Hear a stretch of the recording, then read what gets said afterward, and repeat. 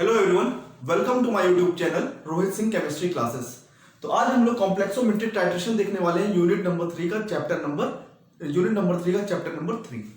Chapter number 3 में हम लोग लेक्चर नंबर 9 देखेंगे। लेक्चर नंबर 8 तक हम लोग ग्रेविमेट्रिक टाइट्रेशन से कंप्लीट कर चुके हैं। तो अब हम लोग देखेंगे कॉम्प्लेक्सोमेट्रिक टाइट्रेशन।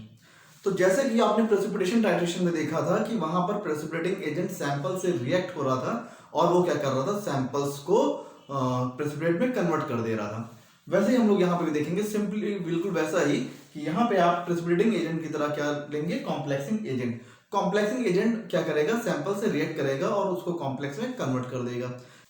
डेफिनेशन देखिए, it is an analytical method. ये क्या है, एनालिटिकल मेथड है in which volume of complexing agent, यानी कि आप देख सकते हैं कि कितना वॉल्यूम कॉम्प्लेक्सिंग एजेंट का रिक्वायर्ड है क्या करने के लिए, use to convert sample into complex. यानी कि यहां पर जो metal ion in the form of sample present हैं, इनको क्या करने के लिए, कॉम्प्लेक्स में कन्वर्ट करने के लिए। यानी कि आप देख सकते हैं कि अगर ये सैंपल डाइवैलेंट है, ये कोई डाइवैलेंट है, सपोज करिए ये आपका सॉल्ट, चाहे ये कैल्शियम का सॉल्ट हो या मैग्नीशियम का सॉल्ट हो, ये कोई भी सॉल्ट है, ठीक है। और ये किससे रिएक्ट कर रहा है, ये रिएक्ट कर रहा है कॉम्प्लेक्सिंग एजेंट से। किससे रिएक्ट कर रहा है, ये कॉम्प्लेक्सिंग एजेंट से।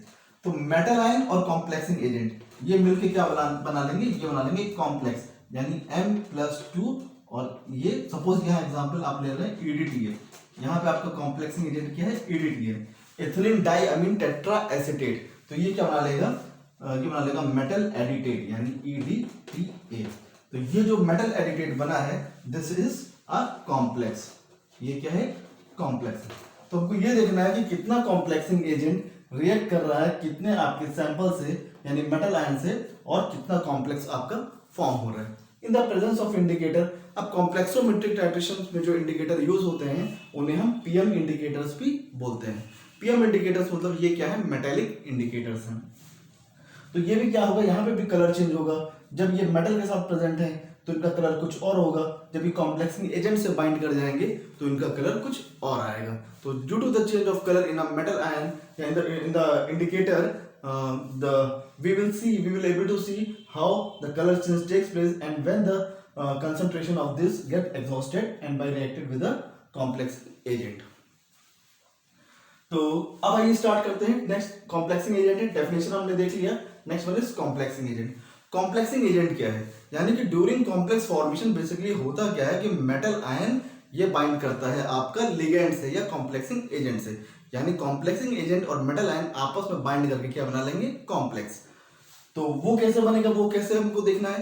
तो इसमें बेसिकली होता क्या है, इलेक्ट्रॉन का ट्रांसफर होता है एक एजेंट से दूसरे एजेंट पे।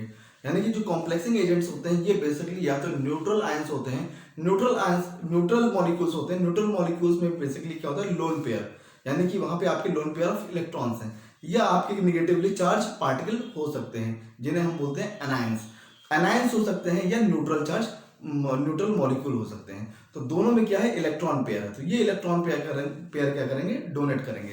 इसीलिए हम बोलते हैं कॉम्प्लेक्सिंग एजेंट बेसिकली क्या होते हैं, लुईस बेस होते हैं। ये कैसे होते हैं, लुईस बेस। क्यों, क्योंकि ये क्या करते हैं, लोन पेयर क्या करते हैं, डोनेट करते हैं। तो ये क्या करेंगे, लोन पेयर डोनेट करेंगे। और किसको डोनेट करेंगे, मेटल आयंस को। मेटल आयंस में बेसिकली ये करते हैं, इलेक्ट्रॉन पेयर को डोनेट करते हैं। और डोनेट करने की वजह से या तो कोऑर्डिनेट बॉन्डिंग करते हैं या कोवेलेंट बॉन्डिंग शो करते हैं। तो हमेशा आपका जो लिगेंड है वो आपका लुईस बेस होगा, और जो मेटल आयंस हैं वो क्या होंगे, लुईस एसिड। क्योंकि हमने लुईस थ्योरी में देखा था, जो इलेक्ट्रॉन पेयर डोनेट करता है वो बेस होता है, और जो इलेक्ट्रॉन पेयर एक्सेप्ट करता है जो मॉलिक्यूल, वो क्या होता है, एसिड होता है। तो अब इनकी कैपेसिटी है कि कॉम्प्लेक्सिंग एजेंट कितना लोन पेयर डोनेट कर सकते हैं, उसी के हिसाब से इनका क्या हुआ, क्लासिफिकेशन हुआ है। तो जितने लोन पेयर ये डोनेट करेंगे उसी हिसाब से हम बोलेंगे वो उस टाइप का कॉम्प्लेक्सिंग एजेंट है। जैसा कि आप यहाँ पे देख पा रहे हैं, यहाँ बेसिकली हमने इसको ब्रॉडली 3 पार्ट में कैटेगराइज कर लिया है। सबसे पहले क्या है, यूनिडेंटेट, यूनि या मोनोडेंटेट, आप कुछ भी बोल सकते हैं। यूनि मतलब होता है 1, ठीक है, या इसका दूसरा नाम क्या लिख सकते हैं, मोनोडेंटेट। डेंटेट मीन्स होता है डोनर, ठीक है। तो मोनो मीन्स 1 मतलब कि मोनोडेंटेट जो होंगे ये क्या करेंगे, वन पेयर ऑफ इलेक्ट्रॉन क्या करेंगे, डोनेट करेंगे। अब ये कॉम्प्लेक्सिंग एजेंट है या लिगेंड्स है, तो किसको डोनेट करेंगे? सेंटर मेटल एटम को, यानी कि ये कोऑर्डिनेट बॉन्डिंग के थ्रू एक लोन पेयर किसको डोनेट कर देंगे? मेटल एटम को। तो ये क्या हो जाएंगे? यूनिडेंटेड। एग्जाम्पल में आप देख सकते हैं कि जैसे कि साइनाइड है Cn-1, ठीक है, ऐसे आपका अमोनिया है दिस वन, तो यहाँ पे क्या है? Lone pair. आप देख सकते हैं दोनों केस में ये तो निगेटिवली चार्ज पार्टिकल है, यानी कि ये क्या है? ये एनायंस है। तो आइदर आपके वो एनायंस हो या अगर न्यूट्रल मॉलिक्यूल है तो उनके ऊपर क्या होना चाहिए? Lone pair, lone pair. तो ये एक पेयर इलेक्ट्रॉन डोनेट कर पा रहे हैं और ये भी एक पेयर इलेक्ट्रॉन डोनेट कर पा रहे हैं, इसीलिए हम इसको बोलते हैं मोनोडेंटेट लिगेंड। मोनोडेंटेट लिगेंड, तो ये हमने देख लिया मोनोडेंटेट लिगेंड। अब हम देखते हैं बाइडेंटेट लिगेंड। बाइडेंटेट क्या होंगे? यानी कि अगर एक मॉलिक्यूल दो लोन पेयर अगर डोनेट कर सकता है तो वो हो जाएगा बाइडेंटेट। जैसे यहां अमोनिया देख रहे हैं, अमोनिया क्या था? मोनोडेंटेट, क्योंकि ये क्या कर रहा था? एक मॉलिक्यूल एक ही लोन पेयर क्या कर सकता है? डोनेट कर सकता है। अब बाइडेंटेट में देखिए इथिलीन डाइअमीन, यानी कि CH2 NH2 एंड यहां पे भी NH2। तो देखिए ये किसका एग्जांपल है? ये है बाइडेंटेट का। अब यहां आप देख पा रहे हैं कि इस नाइट्रोजन के ऊपर एक लोन पेयर है और इस नाइट्रोजन के ऊपर एक लोन पेयर है, तो एक पेयर ऑफ इलेक्ट्रॉन इधर हो गया और एक पेयर ऑफ इलेक्ट्रॉन इधर हो गया, यानी ये कैसा? बाइडेंटेट, यानी एक मॉलिक्यूल इथिलीन डाइअमीन का क्या कर सकता है? दो लोन पेयर डोनेट कर सकता है। तो एक मॉलिक्यूल कितना लोन पेयर डोनेट कर सकता है, उसी हिसाब से होगा कि वो यूनिडेंटेट है, मोनोडेंटेट है कि बाइडेंटेट है। दूसरा एग्जांपल देखें, ऑक्सैलिक एसिड, यानी कि C≡OH, C≡OH। तो यहां पे भी लोन पेयर है, यहां भी लोन पेयर है, तो एक लोन पेयर यहां से और एक लोन पेयर यहां से। तो ये आपका इथिलीन डाइअमीन, इथिलीन डाइअमीन, और ये हो गया ऑक्सैलिक एसिड, ऑक्सैलिक एसिड। तो इथिलीन डाइअमीन हो या ऑक्सैलिक एसिड हो, ये सब क्या है? ये आपके कैसे हैं? क्योंकि देखिए यहां पे क्या है? ऑक्सीजन नाइट्रोजन हेटेरो एटम का होना जरूरी है। हेटेरो एटम होगा तो उसके ऊपर क्या होगा? लोन पेयर होगा, और वो लोन पेयर क्या कर सकता है? मेटल आयंस को डोनेट कर सकता है। तो जनरली आपको नाइट्रोजन, ऑक्सीजन इस तरह का या सल्फर इस तरह का अगर आपको एलिमेंट दिख रहा है तो हमको पता लग जाता है कि हाँ उसके पास लोन पेयर इलेक्ट्रॉन है, तो वो इजीली अपने lone pair electron metal ions को डोनेट कर सकता है। अब मेटल आयंस क्या होते हैं? Metal ions generally D block elements होते हैं। डी ब्लॉक एलिमेंट्स आप जानते हैं जैसे कि उनका जो इनर शेल होता है वो वैकेंट होता है, तो उनको इलेक्ट्रॉन की बहुत जरूरत होती है वैलेंसी को कंप्लीट करने के लिए। तो आप जितने भी उनको लोन पेयर दीजिए वो सारे के सारे कंज्यूम करने लगते हैं। क्यों? क्योंकि उनकी आउटर शेल भी खाली है और इनर शेल भी खाली रहती है। तो इनर शेल जो डी जो शेल है उसमें लगभग 10 इलेक्ट्रॉन्स होते हैं, और वो क्या होती है? वो करस्पॉन्डिंगली क्या होती है? वैकेंट होती है। तो क्या लिगेंड्स जैसे जैसे इलेक्ट्रॉन पेयर देते हैं तो अपने डी शेल को फिल करने लगते हैं, जिसकी वजह से वहां से क्या होता है? कॉम्प्लेक्स फॉर्मेशन होता है। अब आइए आगे बढ़ते हैं मल्टीडेंटेट में। मल्टीडेंटेट का सबसे कॉमन एग्जांपल है EDTA, सबसे common example EDTA, ethylene diamine tetra acetate. आप देखेंगे कि EDTA के एक ही मॉलिक्यूल में 6 लोन पेयर ऑफ इलेक्ट्रॉन, यानी वो 6 पेयर ऑफ इलेक्ट्रॉन क्या कर सकता है? डोनेट कर सकता है, इसलिए EDTA को बोलते हैं हेक्साडेंटेट। तो आइए देखते हैं structure of EDTA।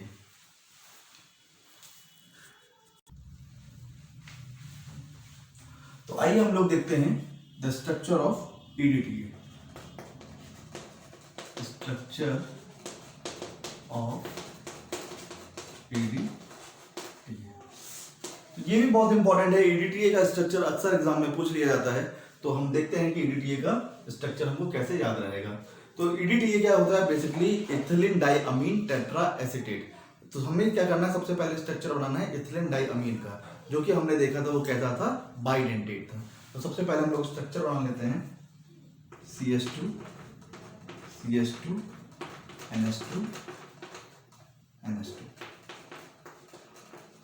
This is the structure of ethylene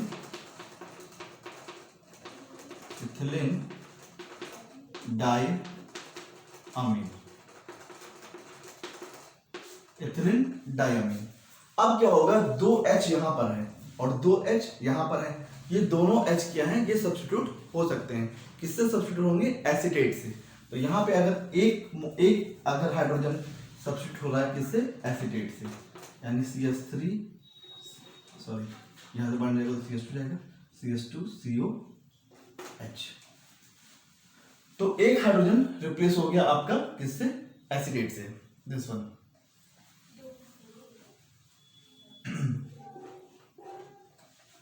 अब तो ये आप कैसे हो जाएगा, इसको बोलेंगे हम लोग इथिलीन डाइअमीन, ये हो जाएगा आपका मोनो एसिटेट। यहां पे आपका रहेगा इथिलीन डाइअमीन मोनो एसिटिक एसिड, या अगर ये टूटेगा तो ये एसिटेट में प्लस H प्लस आए, ये ऐसे क्या हो जाएगा, ब्रेक डाउन हो जाएगा, तो दिस विल फॉर्म एसिटेट। तो ये हो गया मोनो एसिटेट। ये कैसा होगा, this one will be tridentate. कैसा होगा ये, ट्राइडेंटेट, थर्ड वन। ठीक है, कैसे, एक तो ये लोन पेयर है और एक ये लोन पेयर है, लोन पेयर, और एक ये क्या है, इलेक्ट्रॉनिक चार्ज, यानी कि आपका माइनस चार्ज। तो 1 2 एंड 3, तो 3 यहां पे क्या है, लोन पेयर ऑफ इलेक्ट्रॉन या इलेक्ट्रॉन पेयर्स हैं। अब क्या होगा, फिर एक हाइड्रोजन रिप्लेस होगा यहां से, and this will form CH2CO minus plus H plus. ठीक है, तो ये एक एसिटेट ये हो गया और एक एसिटेट ये हो गया। अब ये ट्राई की जगह क्या हो जाएगा, टेट्रा, TETRA, टेट्राडेंटेट। टेट्राडेंटेट मतलब कि अब 2 इलेक्ट्रॉन पेयर, इधर हो गया लोन पेयर और 2 ये आयन, नेगेटिव आयन, तो टोटल मिला के कितना हो गया, 4। तो यहां मोनो की जगह क्या हो जाएगा, डाई एसिटेट, यानी इथिलीन डाइअमीन डाई एसिटेट। फिर आइए पेंटा पे, यानी कि अब PENTA, पेंटाडेंटेट, यानी कि ये अब यहां से एक हाइड्रोजन रिप्लेस होगा किससे, CH2CO माइनस, ये तो 1 2 3 4 एंड 5, तो ये क्या हो गया, ethylene diamine tri acetate, TRI, tri acetate. तो ये कैसा हो गया, पेंटाडेंटेट। ठीक है, नेक्स्ट वन, अब हम लोग का आएगा हेक्साडेंटेट, यानी कि 6। Next one is hexadentate. Hexadentate में क्या हो जाएगा, फिर ये हाइड्रोजन ये रिप्लेस हो जाएगा किससे, CH2CO माइनस।